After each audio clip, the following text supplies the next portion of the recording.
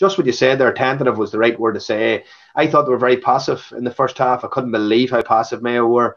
They nearly fell into that sort of, the Donegal slow down mode where Donegal slow games down and they play it on their terms and they throw the ball around and, they nearly bring the game down to that crawl, that sort of a element of like, it's just literally game manage, manage the game, control it in our terms.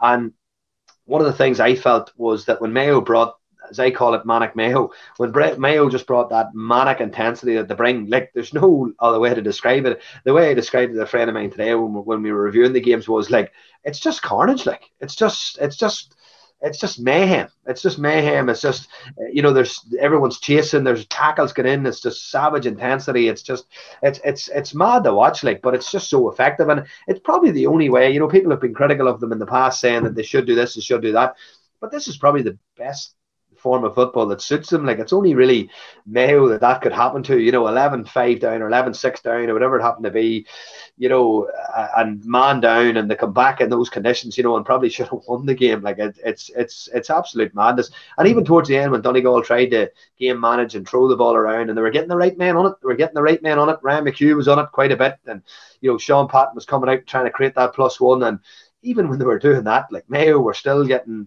turnovers in. They were still creating that panic, and I suppose the great saying, pressure creates panic, and they're fantastic at doing that.